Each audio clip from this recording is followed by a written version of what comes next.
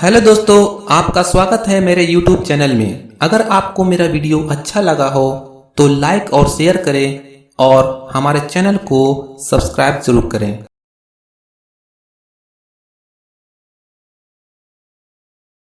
नमस्कार दोस्तों, आज हम लोग भूगोल में देखेंगे भारत के मानचित्र से संबंधित जो छोटे छोटे प्रश्न हो जाते हैं। ये लगभग सभी क्लास के लिए महत्वपूर्ण मानी जाती है। एक तरह से कह लें तो भारत का एक छोटा सा परिचय, इसके अंतर्गत हम लोग देखेंगे आखिर भारत प्राचीन काल से महत्वपूर्ण क्यों माना जाता है पूरा विश्व में। तो उसके अंतर्गत देखते हैं इसमें परिचय कुछ इसका देख लें। तो परिचय में इसका पहले कि भारतीय सभ्यता संस्कृति का विकास हम लोग प्राचीन काल में घटना हुई थी सिंधु घाटी के संदर्भ में, उसी काल से आगे मानी जाती है। उसके बाद भारत में बहुत बड़े विशाल साम्राज्य का निर्माण हुआ जो आज तक सफल रहा। तो कहेंगे उसका विशाल साम्राज्य, व्यापार, उसकी सांस्कृतिक विकास, आर्थिक सफलताओं आदि ये सब महत्वपूर्ण कार्य रहे जो भारत विश्व प्रसिद्ध रहा। अब है कि भारत अगर स्थित का तो एशिया महाद्वीप में विश्व में कुल 7 महाद्वीप है, जिसमें एशिया के दक्षिण मध्य भाग में भारत जो विविधताओं का देश बोला जाता है वो स्थित है। यदि एक संदर्भ में देखें कि पृथ्वी पर, तो पृथ्वी पर आखिर हम लोग जानते हैं कि 7 महाद्वीप के अंतर्गत 71% जल की मात्रा और 29% स्थल की मात्रा है। इसमें 7 महाद्वीप स्थित है और उसी में कहेंगे भारत ये भी आते हैं। अब इसका जो आकृति है तो कहेंगे इसका चतुष्कोणीय आकृति मानी जाती है। भारत यदि आप मानचित्र देखिए वहां पर तो उसकी आकृति चतुष्कोणीय रूप में माना है। ऐसे विभिन्न नामों से जाने जाते हैं, जैसे हम लोग आज भारत या इंडिया हम लोग बोलते हैं, लेकिन प्राचीन काल से बहुत सारे नाम में परिवर्तन हुए जो हम लोग भी कुछ कुछ जगहों पर उपयोग करते भी हैं। जैसे हम लोग बोलते हैं कि भारत, एक तो हम लोग भारत या इंडिया बोलते ही हैं, फिर आर्यवर्त, हिंदुस्तान, जम्बूद्वीप जो हम लोग वैदिक काल से ये प्रचलन में गए, इंडिका, इंडिगो।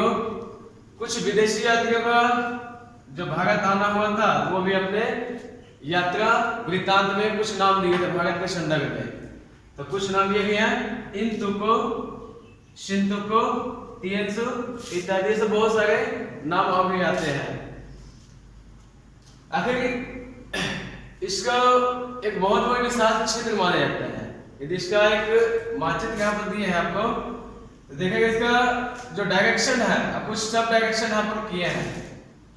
तो नॉर्थ टू साउथ और वेस्ट टू ईस्ट के अलावे नॉर्थ वेस्ट और नॉर्थ ईस्ट में बहुत विशाल साम्राज्य स्थित है इसके जो भौगोलिक क्षेत्र माना जाता है तो नॉर्थ वेस्ट यानी उत्तर पश्चिम में हिंदुकुश और सुलेमान पर्वत श्रेणी, और उत्तर पूर्व में पूर्वांचल पहाड़ी,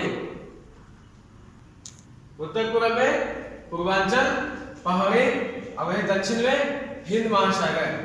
इतनी बड़ी विशाल भौगोलिक क्षेत्र के अंतर्गत को हम लोग बोलते हैं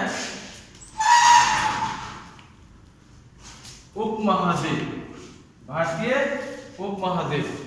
यानी इस बृहद भौगोलिक क्षेत्र के सीमांकित जो कर गई है उसको हम लोग बोलते हैं उपमहाद्वीप, जिसे हम लोग भारतीय उपमहाद्वीप भी बोलते हैं। अब इसके अंदर कौन कौन से देश आते हैं? देश हमारे लिए महत्वपूर्ण है। क्वेश्चन इस रूप में दिया कि भारतीय उपमहाद्वीप में कौन सा देश नहीं आते हैं, सबसे ज्यादा महत्वपूर्ण क्वेश्चन नहीं हो जाता है। अब मेन 4 से 5 देश है इसके अंतर्गत, वो हम लोग ध्यान में रखेंगे हमेशा। इसके बाद है एक तो हमारा देश भारत रहेंगे ही, फिर बांग्लादेश, भूटान, नेपाल एवं पाकिस्तान, ये सब आते हैं। अब यदि भारत का विस्तार देखें मानचित्र पर पूरा पृथ्वी की मानचित्र में भी भारत का विस्तार देखें कहां से कहां तक है, ये सब देखते हैं। एक छोटा सा यदि हम लोग पृथ्वी की नक्शा देखें, ये 0 डिग्री देशांतर रेखा, आसान से इसको हम लोग विषुवत रेखा भी बोलते हैं या भूमध्य रेखा। फिर एक है 37 डिग्री उत्तरी अक्षांश रेखा,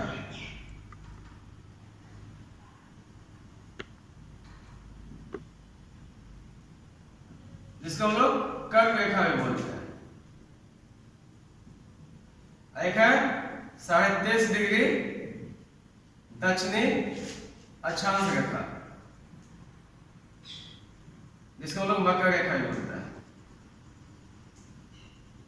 कहने का मतलब कि हमारी जो पृथ्वी है, 2 यहां से रेखा काल्पनिक रेखा गुजरती है, एक अक्षांश रेखा, एक देशांतर रेखा के रूप में। तो जो अक्षांश रेखा के 3 पार्ट माने जाते हैं, एक विषुवत रेखा या भूमध्य रेखा, कर्क रेखा, और दक्षिण में जो है 37 डिग्री दक्षिणी, ये हमारी मकर रेखा है। तो भारत के यदि संदर्भ में देखें तो 0 डिग्री के ऊपर मानी जाती है। तो कहेंगे हम इसको पृथ्वी को 2 भाग में बांट दिए, एक उत्तर की ओर एक दक्षिण की ओर। तो यहाँ पर पृथ्वी की यदि देखें यहाँ पर भौगोलिक क्षेत्र में, तो ये दक्षिण से उत्तर, यानी कहने का क्या होगा, ये हमारे जो पार्ट है तो ये इस हो गया, नीचे से ऊपर लोग बढ़ गए हमारे। तो दक्षिण से उत्तर के जो बढ़ेंगे, इसका एक मानक है, मानक के रूप में है 8 डिग्री 4 मिनट से 37 डिग्री 6 मिनट, 8 डिग्री 4 मिनट से 37 डिग्री 6 मिनट। यहां से हम लोग क्रम से यदि बढ़े उत्तरी अक्षांश रेखा में, यानी कि हमारा जो ये पार्ट है पूरा पूरा ये उत्तर की ओर है।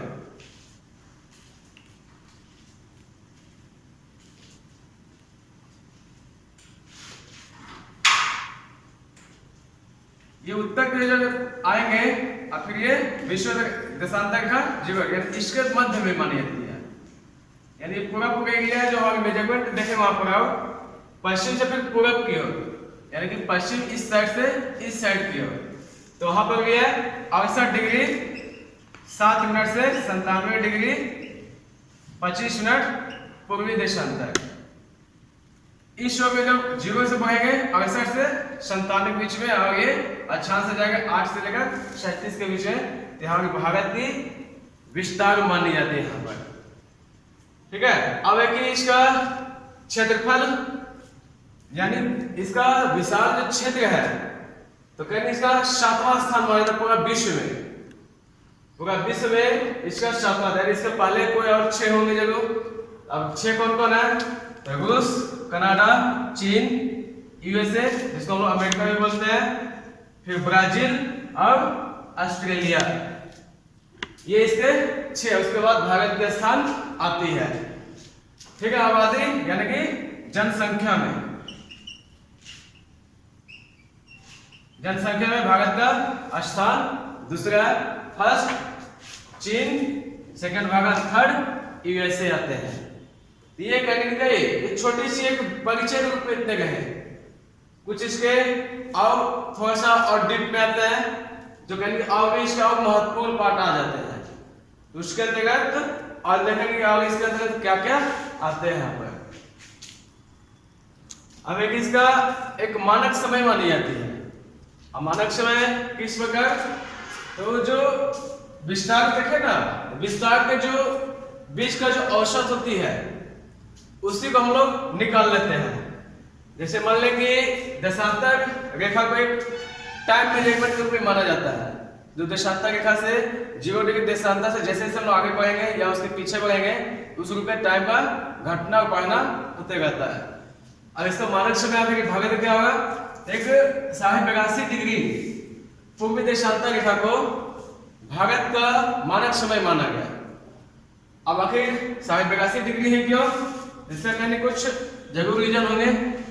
एक छोटी सी एक कैलकुलेशन ग्रुप में देखते हैं।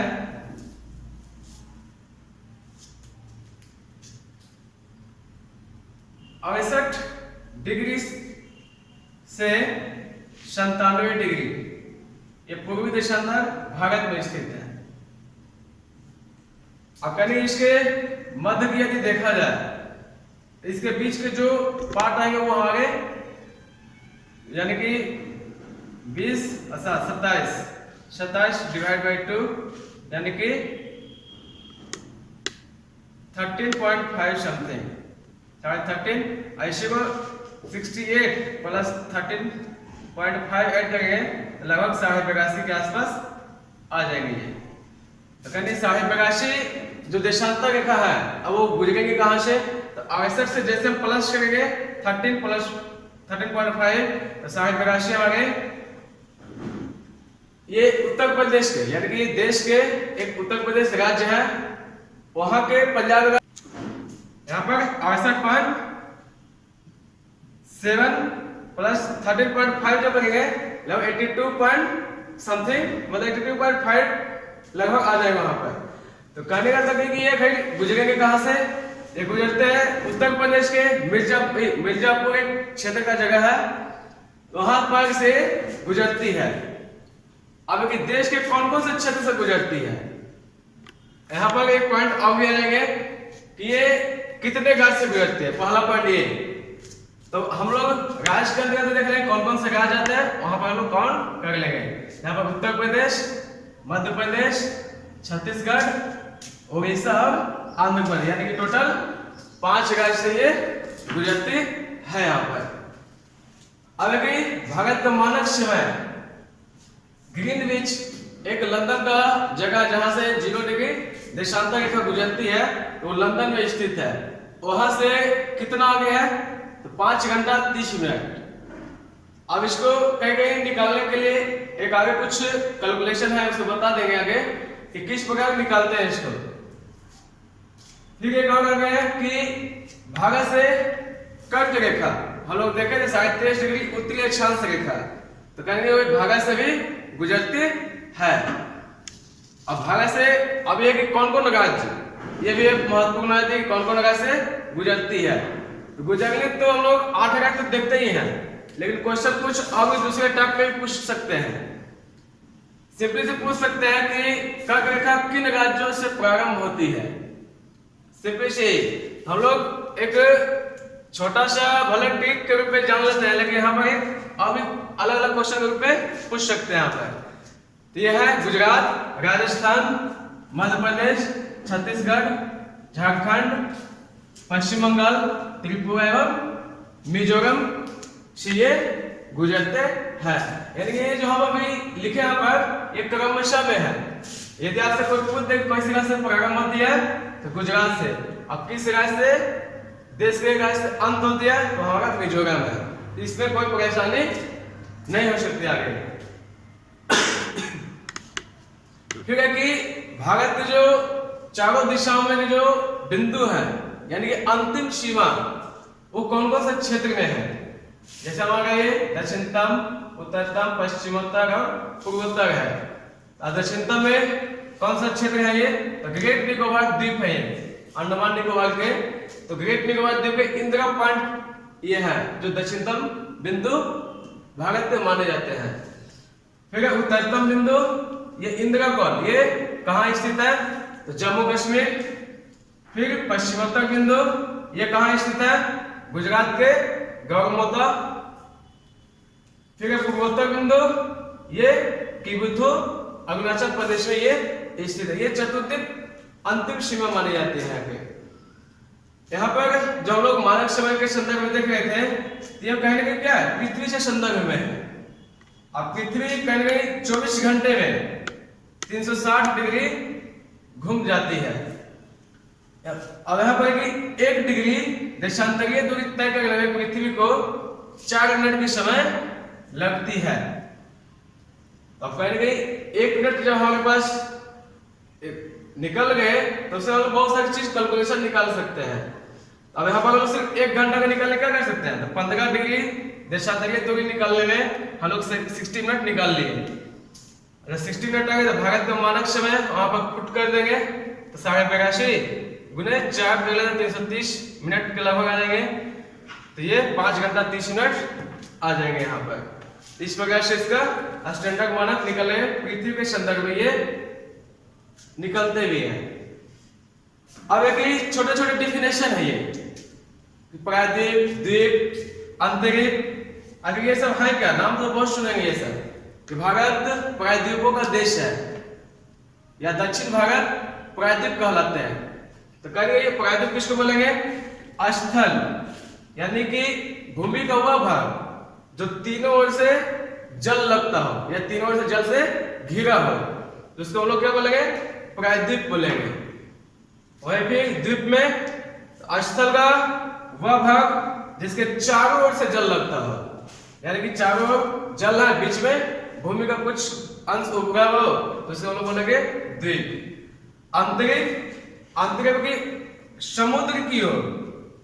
समुद्र की ओर मुख्य स्थलीय भाग का निकला हुआ संकरा या पतला भाग, यानी नुकीला भाग जो तीन ओर से समुद्र से घिरा हो। यानी कि यह भी थोड़ा सा प्रायद्वीप के संदर्भ से थोड़ा बहुत चेंज है ये। तो ये क्या, स्थलीय का नुकीला भाग जो समुद्र के तीनों ओर से घिरा हो, उसको हम लोग अंतरिक्ष कहेंगे। इस प्रकार से 3 छोटे छोटे डिफिनेशन है, लेकिन ये महत्वपूर्ण डिफिनेशन मानी जाती है, जो खासकर कंपटीशन के क्षेत्र में बहुत सारे पूछे भी जाते हैं। प्रायद्वीप किसे कहते हैं? ठीक है, ये सब इसके पार्ट रहे यहाँ पर। अब है अगला टॉपिक है ये पड़ोसी देश। अब भारत के हम लोग लगभग छोटे छोटे रूप में देखें तो सबसे महत्वपूर्ण है हमारी पड़ोसी देश कि कौन कौन से पड़ोसी देश हमारे क्षेत्र से लग रही है। तो यहाँ पर हम लोग 2 टाइप में देखेंगे, एक हमारे स्थलीय क्षेत्र से कौन कौन लग रहे हैं और दूसरा है कि जलीय क्षेत्र से कौन कौन लग रहे हैं। यानी कि कुल हमारे दोनों क्षेत्र से लग रहे हैं पड़ोसी देश के रूप में।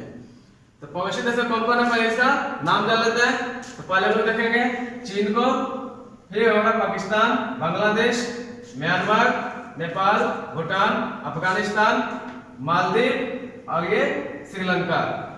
तो श्रीलंका और मालदीव ये दोनों हमारे जलीय क्षेत्र हैं। फिर ऊपर से क्रमशः देख लेते हैं। तो ये हम लोग पड़ोसी देश तो देखे, अब अगर उससे लगने वाले हमारे देश की जो राज्य है वो सीमाएं लग रही है, कौन कौन लगे यहाँ पर, यानी कि जो पड़ोसी देश है उससे लगने वाले सीमाएं कौन कौन से हैं ये इसमें देख लेते हैं। जैसे चीन में है तो चीन में एक हमारा जम्मू कश्मीर और लद्दाख। पहले ये दोनों भले एक पार्ट के रूप में थे, लेकिन 6 अगस्त को एक कानूनी प्रक्रिया के द्वारा क्या कर दिया गया, इसको 2 भाग में बांटकर इसको अलग अलग केंद्र शासित प्रदेश के रूप में कर दिया गया। और ये फिर 31 अक्टूबर से 2 केंद्र शासित प्रदेश के रूप में केंद्र सरकार ने मान्यता दे दी है। अब ये 2 क्षेत्र के रूप में विद्यमान है, जम्मू कश्मीर और ये लद्दाख। फिर हिमाचल प्रदेश, फिर उत्तराखंड, सिक्किम और अरुणाचल प्रदेश यहाँ पर है। फिर अब इसका डिस्टेंस कितने लगे हैं पड़ोसी देश के रूप में, तो 3488 किलोमीटर। अब इसके संदर्भ कुछ रेखाएं भी हैं, यानी कि जब ब्रिटिश हमारे देश पर शासन कर रहा था तो उसके पीछे कुछ समझौता हुए थे। तो ये उसी के पीछे ये मैकमोहन रेखा अभी भी जो दोनों बीच की सीमाएं मानी जाती है वो मैकमोहन रेखा को मानते हैं यहाँ पर। फिर है पाकिस्तान। तो पाकिस्तान के पीछे कौन, जम्मू कश्मीर, पंजाब, राजस्थान और गुजरात, ये सब है। ये इसकी डिस्टेंस कहने में विवादास्पद है।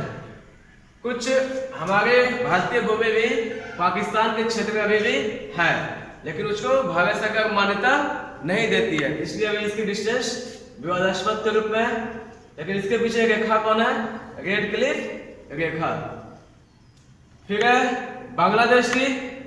बांग्लादेश के पीछे पंजाब, असम, मेघालय, त्रिपुरा और मिजोरम कर दिया। पश्चिम बंगाल,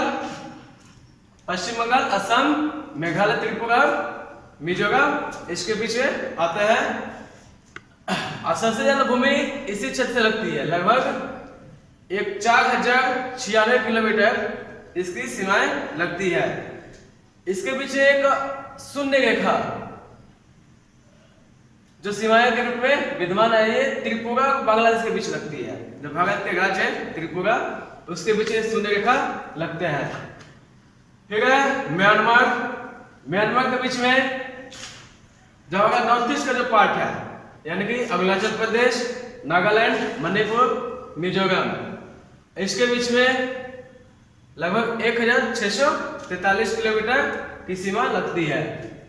फिर नेपाल तो उत्तराखंड, उत्तर प्रदेश, बिहार, पश्चिम बंगाल और ये सिक्किम की सीमाएं लगती है। इसकी डिस्टेंस है 1751 किलोमीटर।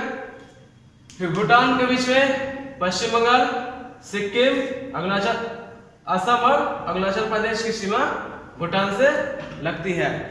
एक हमारे हो गया अफगानिस्तान के बीच में जम्मू कश्मीर, लेकिन ये विवादास्पद अभी भी है क्योंकि हमारा जो जम्मू कश्मीर का जो क्षेत्र कुछ पाकिस्तान अधिकृत में है, जिसको हम लोग POK बोलते हैं यानी पाक अधिकृत कश्मीर, उसकी सीमा अफगानिस्तान के बीच लगती है जो अभी भी विवाद के रूप में चल गया है। तो ये कहने के हमारे का पड़ोसी देश उससे लगने वाली सीमाएं कुछ रेखा और फिर ये कुछ जो जितनी सीमा लग रही है उसके बीच में ये है। अफगानिस्तान के बीच में ये डोगन रेखा इसकी सीमा लगती है। ये सब जो छोटे छोटे एक संदर्भ में देखें मानचित्र से रिलेटेड एक परिचय रहा भारत के संदर्भ में। ये करीब हर एक यदि देखा जाए 7, 8, 9, 10 खासकर कंपटीशन के क्षेत्र में बहुत सारे क्वेश्चन निकलेंगे इससे। यदि कंपटीशन जो तैयारी करते हैं इसको यदि परिचय यदि अच्छा से देख लें तो कहने के बहुत ही महत्वपूर्ण पॉइंट और बहुत ही लाभकारी सिद्ध होंगे इसके।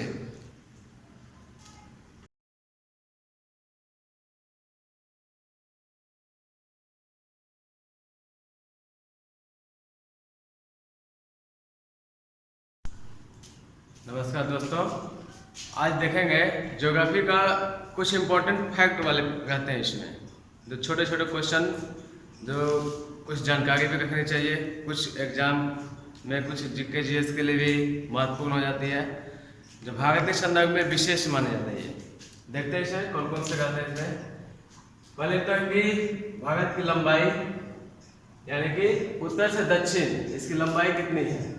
तो उत्तर से दक्षिण 3214 किलोमीटर और चौड़ाई 2933 किलोमीटर। हमेशा कंफ्यूजन है कि आखिर लंबाई किधर से किधर होगा, चौड़ाई किधर से किधर होगा। तो यहाँ पर हम एक डायग्राम बना दिए ये इस एरो के मदद से ऊपर से नीचे हमारे ये उत्तर से दक्षिण ये हमारे 32 से 14 और पश्चिम से पूर्व हम कर दिए 2933 किलोमीटर के रूप में।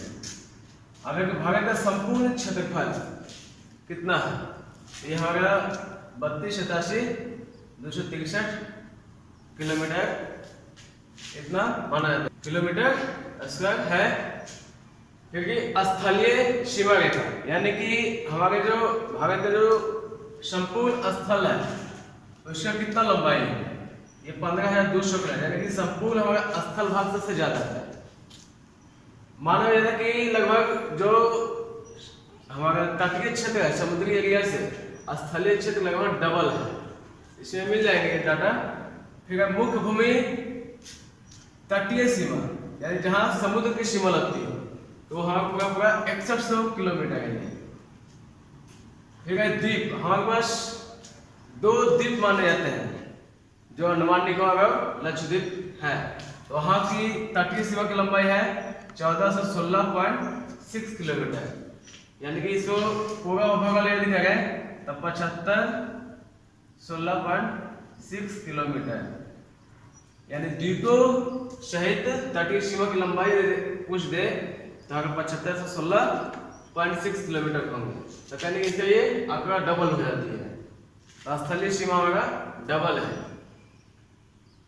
भारत में विश्व की जनसंख्या का लगभग 17.5% आबादी भारत में निवास करती है यानी पूरा विश्व का जो हम दूसरे नंबर पर है तो 17.5% आबादी पूरा है हमारा भारत में से। फिर भारत की स्थलीय जो भाग है वो पूरा विश्व की 2.4% है। वही भारत की आबादी 2011 की जनगणना के अनुसार 121 करोड़ है। लेकिन पिछले वर्ष यूएन की एक डेटा आई थी जो भारत की आबादी 135 करोड़ बताई जा रही है। तो कह रही ये हम लोग जो दशकीय जो जनगणना होती है ये इसकी आ रहा है 121 करोड़। आगे की कुल राज्य, यानी पहले हमारा कुल राज्य पहले अगस्त के पहले हम 29 तक माने जाते थे, लेकिन अभी ये प्रेजेंट में 28 तक है। जम्मू कश्मीर को 2 भाग में बांटकर केंद्र शासित प्रदेश बना दिया गया। तब एक प्रश्न यहाँ पर कि हमारा 7 पहले था प्लस 2 हो गया, तो यहाँ पर 9 हो गया। लेकिन यहाँ पर एक और घटना हो गई 20 जनवरी 2020 को, जो हमारा एक केंद्र शासित प्रदेश था दादर नगर हवेली और दमन और दीव, ये दोनों को मर्ज करके एक बना दिया गया। तो कहने गई जो हमारा पहले 7 + 2 9 होगा, तो यहाँ पर से फिर हमें घटा का हमारा 8 हो गया प्रेजेंट में भी। कुछ ऐसे भी केंद्र शासित प्रदेश हैं जहां पर विधानसभा और मुख्यमंत्री शासन स्थापित किए गए हैं। जैसे भी जम्मू कश्मीर, यहाँ भी भले इलेक्शन नहीं हुए हैं, लेकिन यहाँ पर विद्यमान है विधानसभा मुख्यमंत्री के लिए। दिल्ली और पुदुचेरी, ये 3 ऐसे केंद्र शासित प्रदेश हैं जहां पर मुख्यमंत्री शासन और विधानसभाएं स्थापित की गई है। हमारे केंद्र शासित प्रदेश के रूप में पुदुचेरी के नाम आते हैं, जो कहने के फ्रांसीसी कॉलोनी है, यानी कि हम लोग आजादी के पहले कुछ ऐसे भी क्षेत्र है जो ब्रिटिश के अलावा भी दूसरे देश के आधिपत्य में रहा था। तो वो क्षेत्र हमारा अभी वर्तमान में पुदुचेरी के अंतर्गत आते हैं। लेकिन पुदुचेरी के ये कुछ कॉलोनी रहे थे, जो 4 कॉलोनी के रूप में एक को बना दिया गया। ऐसे तो 4 पहले थे, यनम, कराईकल, पुदुचेरी और माहे। ये अभी वर्तमान में पुदुचेरी के 4 जिले माने जाते हैं। तो कहने गई ये पहले की जो है, बाद में आजादी के बाद इसको मर्ज करके एक केंद्र शासित प्रदेश के रूप में बना दिया गया था। फिर अगला है, हम लोग भी जाने थे दादर नगर हवेली और दमन और दीव। ये भी हमारा करें इसके अंदर पहले पुर्तगाल के अधीन में थे, लेकिन आजादी के बाद जब हमारा एकीकरण किया जा रहा था देश में, हम पुर्तगाल के जो वहाँ शासक थे हम उसको हटाकर फिर अपने क्षेत्र में मिला लिए गए। तो भारत सरकार ने वर्ष 1954 में दादर नगर हवेली को केंद्र शासित प्रदेश के रूप में शामिल कर लिया गया और दमन और दीव को दिसंबर 1964 में शामिल कर लिया गया। यानी कि उस समय से 60 के दशक और 70 के दशक में हम 2 केंद्र शासित प्रदेश दूसरे क्षेत्र से जीतकर अपने क्षेत्र में मिला लिए। एक और आती है गोवा, जो कहने गई 1510 तक पुर्तगाली ने जीत लिया था। तो वहां पर भी 1961 में पुर्तगाल से लेकर और उसको संघ शासित प्रदेश बना दिया गया। लेकिन बाद में एक अधिनियम लाया, 56वां संविधान संशोधन करके उसको 1987 में गोवा को 25वां राज्य के रूप में मान्यता दिए। हम लोग केंद्र सरकार ने 25वां राज्य बनाया यहाँ पर। फिर कुछ पॉइंट आ गए थे यहाँ पर जो प्रचलित रहते हैं, जैसे 7 बहनों का राज्य। एक सिंपल 7 बहनों का राज्य किस क्षेत्र को कहा जाता है? भारत में उत्तर पूर्वी राज्य के जो क्षेत्र है 7 राज्य, उसको 7 बहनों का राज्य या 7 सिस्टर्स स्टेट कहा जाता है। और इसमें कौन कौन आते हैं? असम, मेघालय, त्रिपुरा, मिजोरम, मणिपुर, नागालैंड और अरुणाचल प्रदेश। अब इसमें क्वेश्चन तो पूछे कि 7 बहनों के राज्य में कौन नहीं है, इस प्रकार के ज्यादा क्वेश्चन आए भी हैं। जैसे 3 रहेंगे, कोई एक और वैसे राज्य रहेंगे जो नहीं रहेंगे इसमें, उसको इसमें शामिल कर देंगे।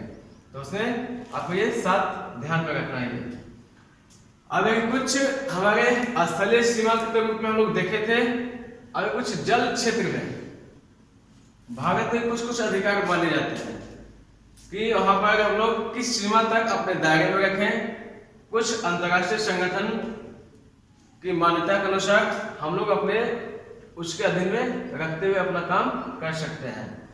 इसको 3 क्षेत्र में बांटा गया है।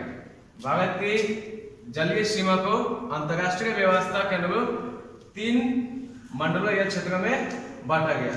अब कौन कौन है?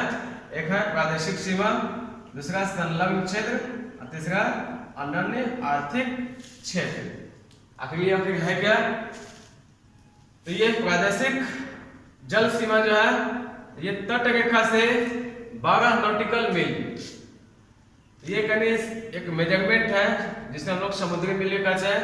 यानी कि ये हमारी जो मुख्य भूमि जो तटीय क्षेत्र है वहां से 12 नॉटिकल मील यानी समुद्री क्षेत्र तक हमारी अपना अधिकार है। यहाँ पर किसी का अधिकार नहीं है। यहाँ पर सिर्फ केंद्र सरकार का अधीन में रहेंगे। और यहाँ तक करेंगे ये राष्ट्रीय संपत्ति भी मानी जाती है, राष्ट्रीय संसाधन भी माने जाते हैं यहाँ पर। तो यहाँ पर क्या भारत को इस क्षेत्र में सभी प्रकार के संसाधनों के दोहन का पूर्ण अधिकार है। यानी कि यहाँ पर हम अपना रूप में अधिकार करके वहाँ पर रिसर्च कर सकते हैं। वहाँ पर खनिज लवण जो भी होंगे हम वहाँ पर उत्खनन करके हम अपना अधिकार उत्खनन के रूप में हम लोग उसका संसाधनों का उपयोग करते भी हैं। फिर अगला है संलग्न क्षेत्र। यह 12 नॉटिकल मील से 24 नॉटिकल मील यानी कि हमारे प्रादेशिक जल सीमा जो भी देखे वहां से लेकर 24 नॉटिकल मील तक ये संलग्न क्षेत्र आते हैं। इसके अंतर्गत में अप्रवासी कानून, सीमा शुल्क इत्यादि ये सब क्षेत्र यहाँ पर लागू होते हैं। जैसे कभी सुने होंगे कि पाकिस्तान की नाविक या मछुआरे हमारे देश के अंतर्गत में आ गए, तो आए कैसे? यही 24 नॉटिकल मील के अंदर वो आ गए होंगे, इसलिए वो अप्रवासी कानून यहाँ पर उल्लंघन होती है। या हमारे कभी किसी राज्य के मछुआरे लोग पाकिस्तान के क्षेत्र में या श्रीलंका के क्षेत्र में चले गए, तो इस कानून के उल्लंघन के रूप में वो गिरफ्तार कर लिए जाते हैं। तो कहीं संलग्न क्षेत्र के अंतर्गत ये मान्यताएं होती है। अगला है अनन्य आर्थिक क्षेत्र। ये है 24 नॉटिकल मील से 200 नॉटिकल मील, यानी कि इनके बीच में जो आते हैं, जहाँ का व्यापार, जहाँ का संसाधन सर्वेक्षण करके वहाँ पर जो खनिज पदार्थ होंगे, पेट्रोलियम होंगे, हम इसको अनुसंधान आदि के लिए हम अंतर्राष्ट्रीय संगठन से मान्यता लेकर हम वहाँ पर रिसर्च या उत्खनन कर सकते हैं। इस प्रकार से इसका 3 मंडल के रूप में इसको देखें यहाँ पर। फिर अगला टॉपिक है ये भारत की अंतर्राष्ट्रीय सीमाएं, चैनल एवं जल संधि। ये कहीं महत्वपूर्ण पॉइंट माने जाते हैं किसी भी देश के लिए, और किसी भी अन्य महादेश में भी देखेंगे ये सब। लेकिन एक भारत के संदर्भ में इसे देखते हैं कौन कौन से चैनल आते हैं इसमें। पहले है कोको चैनल। ये म्यांमार और भारत की सीमा के बीच स्थित है। इसे हेडिंग बना दिए, एक जोड़ता है और दूसरा एक पृथक। जब भी जोड़ने का काम करेगा, दो जलीय क्षेत्र के बीच जब आएंगे तो वहां पर जोड़ने का काम होंगे, और कोई जब स्थलीय क्षेत्र आएंगे तो वहां पर पृथक होने की बात होगी। तो वहां पर दो कॉलम हम लोग कर दिए, जोड़ता है और पृथक करता है। तो कोको चैनल ये भारत और म्यांमार के बीच है। फिर बंगाल की खाड़ी प्लस, यानी प्लस मतलब जोड़ने का काम जो करेगा, तो ये बंगाल की खाड़ी और अंडमान सागर को जोड़ता है। अब पृथक किसको करता है? तो कोको द्वीप माइनस मतलब हटाना, और लैंडफॉल द्वीप, ठीक है, यानी कोको द्वीप और लैंडफॉल द्वीप को क्या करता है? वो पृथक करता है। ये पूछा था कि कोको चैनल किसको पृथक करता है? ऑप्शन 3 रहेंगे और एक ये भी रहेंगे। तो ये कोको द्वीप और लैंडफॉल द्वीप पृथक करते हैं। फिर अगला है ग्रेट चैनल। ग्रेट चैनल में हिंद महासागर और अंडमान सागर को जोड़ने का काम करता है। वहीं फिर ग्रेट निकोबार द्वीप और सुमात्रा द्वीप ये इंडोनेशिया में है। सुमात्रा द्वीप इंडोनेशिया में, और ग्रेट निकोबार द्वीप अंडमान निकोबार द्वीप समूह में है। तो ये दोनों को क्या कहता है? पृथक करता है। ग्रेट निकोबार को सुमात्रा द्वीप से पृथक करता है। फिर 8 डिग्री चैनल, ये अरब सागर और हिंद महासागर को जोड़ता है। वहीं लक्षद्वीप और मालदीव को पृथक करता है, लक्षद्वीप को मालदीव से पृथक करता है। फिर 9 डिग्री चैनल, ये भी हमारा अरब सागर और हिंद महासागर को जोड़ने का काम करता है। वही मिनिकॉय द्वीप और को शेष लक्षद्वीप से पृथक करने का काम करता है। फिर अगला है सेंट जॉर्ज चैनल, ये भी हमारे अंडमान निकोबार और हिंद महासागर को जोड़ने का काम करता है। और लिटिल निकोबार और ग्रेट निकोबार, ये भी दोनों अंडमान निकोबार द्वीप समूह के अंतर्गत आता है, लेकिन ये छोटे छोटे ग्रुप में बंट जाता है। तो लिटिल निकोबार को ग्रेट निकोबार से पृथक करता है।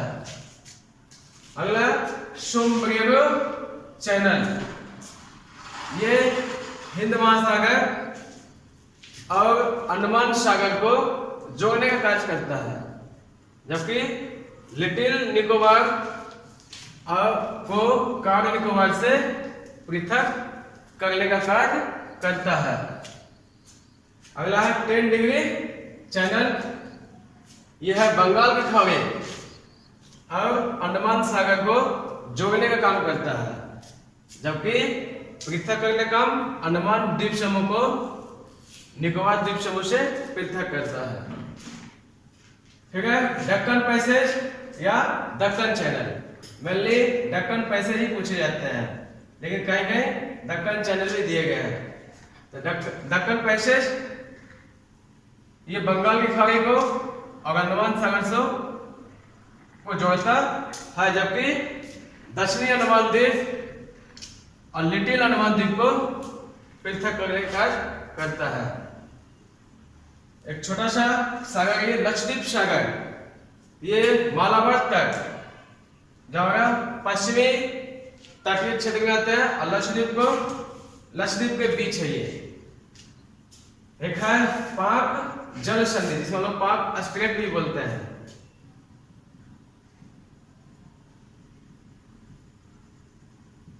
पाक स्ट्रेट ग्रुप में यहाँ पर बंगाल की खाड़ी और पाक की खाड़ी को जोड़ने का काम करता है, या मन्नार की खाड़ी और पाक की खाड़ी को जोड़ने का काम करता है। यहाँ पर बंगाल की खाड़ी और पाक की खाड़ी भी कर सकते हैं, या मन्नार की खाड़ी और पाक की खाड़ी कर सकते हैं, दोनों में कोई कॉमन कर सकते हैं। यह है तमिलनाडु और जाफना प्रायद्वीप जो श्रीलंका में स्थित है, इसके मध्य को ये पृथक करते हैं। लेकिन मन्नार की खाड़ी दक्षिण पश्चिम तमिलनाडु और श्रीलंका के मध्य स्थित है। तो कहते छोटा पॉइंट सिंपली सी एक कॉमन ग्रुप में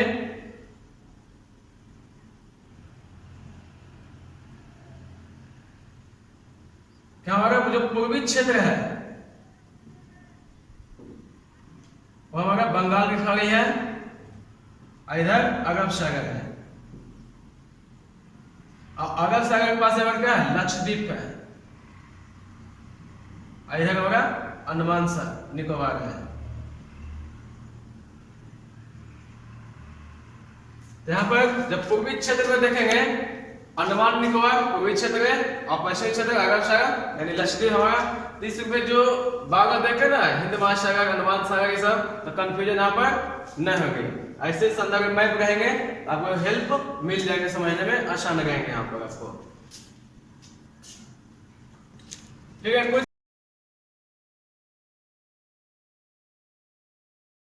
कुछ महत्वपूर्ण अंतरराष्ट्रीय सीमाएं हैं जो एग्जाम के व्यू से महत्वपूर्ण कुछ जानकारी भी एक दूसरे देश के संदर्भ में जानना भी चाहिए, कौन कौन सी सीमाएं एक दूसरे देश के बीच लग रही है। तो पहला देखते हैं हिंडनबर्ग रेखा, जो यूरोप के बीच में जो दो देश हैं जर्मनी और पोलैंड के बीच ये रेखा स्थित है। फिर बैनर हिंद, ये हमारा सोवियत रूस और फिनलैंड के बीच स्थित है ये। फिर मैगिनोट, फ्रांस और जर्मनी के बीच स्थित है ये। फिर ओडरनिस, ये पूर्वी जर्मनी और पोलैंड के बीच ओडोनिस रेखा स्थित है। अगला सिख फ्रायड रेखा, ये फ्रांस और जर्मनी के बीच स्थित है। ये 17वीं समानांतर रेखा, यहाँ पर समानांतर रेखा करेगा तो यहाँ पर समानांतर रेखा को अक्षांश रेखा भी इस संदर्भ में बोला जाएगा। यहाँ पर तो 17वीं अक्षांश रेखा भी बोल सकते हैं, समानांतर रेखा भी बोल सकते हैं। यहाँ पर ये उत्तरी वियतनाम और दक्षिणी वियतनाम के मध्य स्थित है। ये ठीक है। 24वीं समानांतर रेखा, ये भारत और पाकिस्तान के बीच है। ये गुजरात के पास एक छोटा सा क्षेत्र है कच्छ, जो लोग कच्छ का रण भी जानते हैं। तो ये विवाद है इन दोनों के बीच, क्योंकि गुजरात की सीमाएं पाकिस्तान से लगती है। इस सैद्धांतिक विवाद के रूप में भारत पाकिस्तान से संबंधित है ये। ठीक है। और 30वीं समानांतर रेखा उत्तरी कोरिया और दक्षिणी कोरिया के बीच स्थित है ये। ठीक है। 49वीं समानांतर रेखा, ये है यूएसए और कनाडा के बीच। इस प्रकार से कुछ महत्वपूर्ण अंतरराष्ट्रीय सीमा रेखा भी थे यहाँ पर, जो कहीं ना कहीं एग्जाम के बेस से अच्छे भी रहे यहाँ पर। इस वीडियो को देखने के लिए लाइक और सब्सक्राइब जरूर कीजिए, शेयर भी करें। और हम लोग एक टेलीग्राम ग्रुप है, आप वहां पर ही जुड़ सकते हैं, मॉडर्न करियर लॉन्चर। वहां पर ही कुछ एग्जाम के बेस से कुछ पीडीएफ फाइल को हम वहां पर ऐड करते हैं। आप वहां पर ही टेलीग्राम ग्रुप में ज्वाइन कर सकते हैं। Thank you for watching.